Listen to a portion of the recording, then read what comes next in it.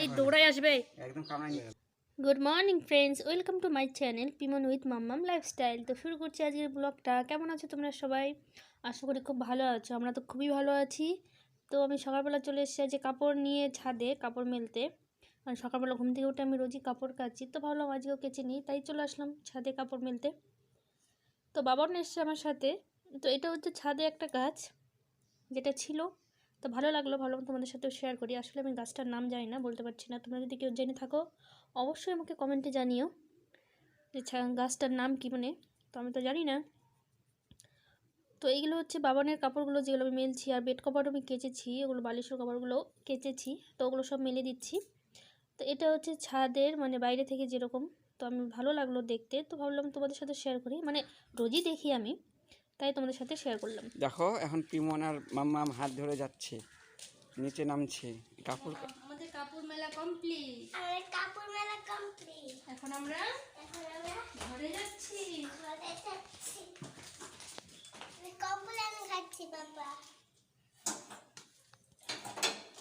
বর্ণ ভিটা হয় না কমপ্লেন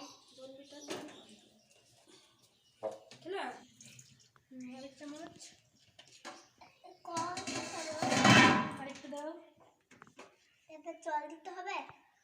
গরম আরেকটু দাও।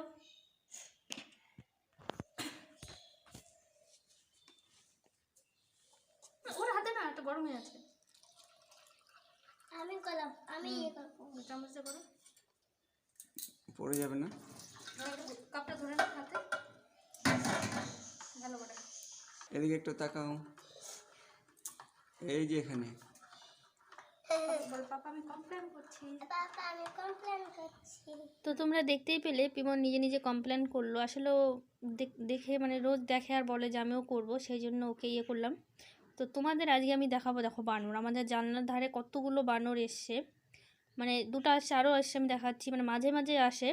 তো ভাবলাম তোমাদের সাথে একটু শেয়ার করে। দেখো এই যে আরও ছোটো ছোটো আছে যেগুলো চলে গেছে, তো যে কটা সামনে পেলাম সে কটা আমাদের ঘরের জানলা দিয়ে সবগুলো দেখা যাচ্ছিলো। তো ভাবলাম তোমাদের সাথে একটু শেয়ার করি। তো তোমরা দেখলা যে বাবান কমপ্লেন করছে। আসলে তোমরা ভাবতে পারো যে বোনবিটার কৌটাতে কেন মানে বোনবিটা না দিয়ে কমপ্লেন বলছে। আসলে বোনবিটা হচ্ছে এনেছিল, তো শেষ হয়ে গেছে, তো বাবা কী করেছে পরে কমপ্লেন নিয়ে এসছে, ওটা আবার ইয়ে করেছে, মানে প্যাকেট এনেছিল, তো তাই আমি বোনবিটার কৌটাতেই ঢেলেছি। তো আসলে আজকে ছুটির দিন ছিল, ছট পূজার ছুটি ছিল, সেই জন্য আমার হাজব্যান্ডের অফিস ছুটি, কিন্তু আমার ছেলের স্কুল আছে, সেই জন্য ওকে আমি সকালে হচ্ছে ঘি ভাত মানে অমলেট দিয়ে খাইয়ে দিচ্ছি, খাইয়ে ওকে স্কুলে পাঠাবো। সেই জন্য ওকে আগে খাইয়ে পরে আমি ছোটো মাছ এনেছি, ছোটো মাছ রান্না করব, রান্না করে তারপরে হচ্ছে আমরা খাবো। তার জন্য ওকে আমি আগে খাইয়ে দিচ্ছি, খাইয়ে দিয়ে ওকে স্কুলের জন্য রেডি করে দেবো। তো খাওয়া দাওয়া কমপ্লিট। আসলে ওকে আমি স্নান করি, রোজ খাওয়াই, আগে স্নান করাই ওকে, তারপর ওকে আমি খাইয়ে দিই। তো আমি স্কুলের জন্য ওকে রেডি করছি।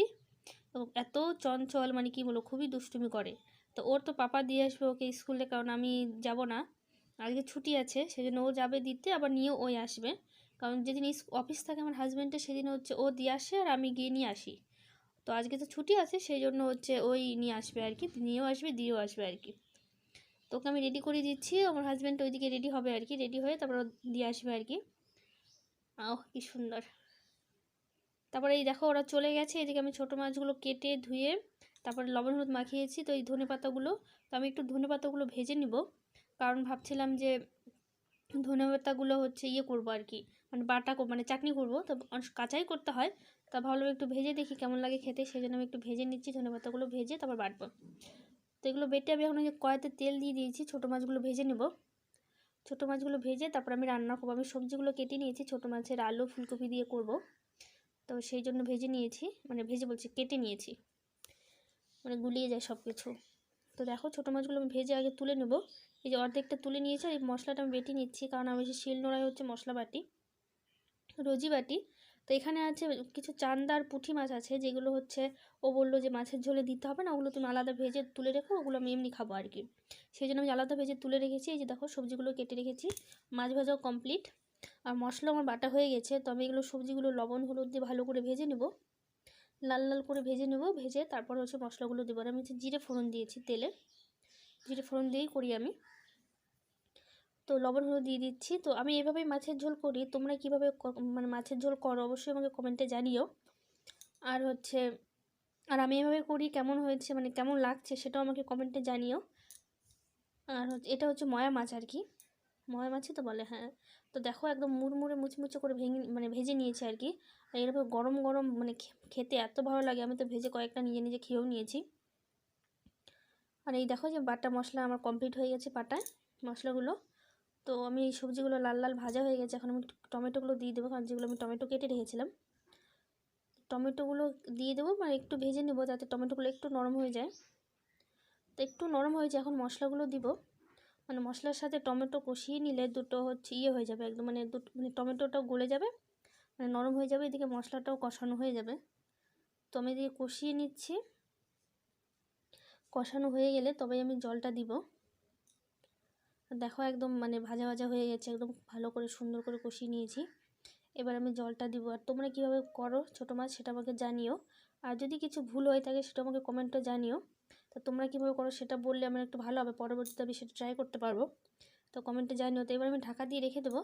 তো ঝোলটা ফুটুক, ততক্ষণ আমি বসে আছি ঘরে। তো ঝোলটা ফুটে আসলে তারপরে হচ্ছে মাছগুলো দিব। তো বাবান তো চলে গেছে স্কুলে, আমার বর দিয়ে আসলো স্কুলে, মানে গেছে।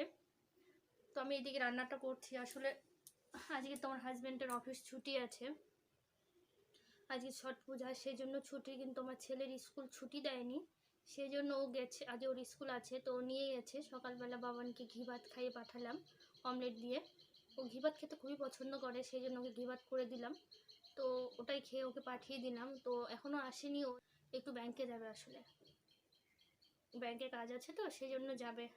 আর অফিসও ছুটি, সেই জন্য আজকে একটু দেরি হচ্ছে, কারণ তোমরা তো জানোই মানে স্কুল থাকলে, ওর অফিস থাকলে তো খুব সকালে উঠে আমাকে কাজগুলো করে নিতে হয়, কারণ সকালবেলা না উঠলে কাজগুলো হয় না।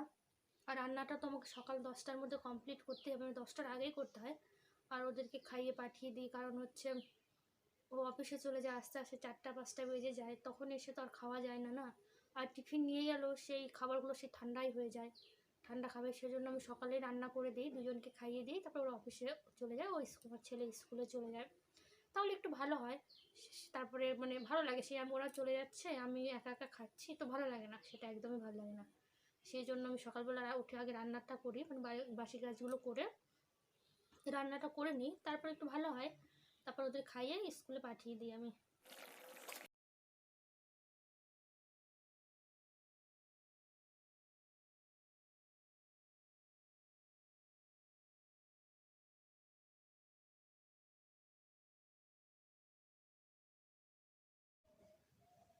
তো ওই ঝোলটা ফুটে গেছে, তো এখন আমি মাছগুলো দিয়ে দেবো।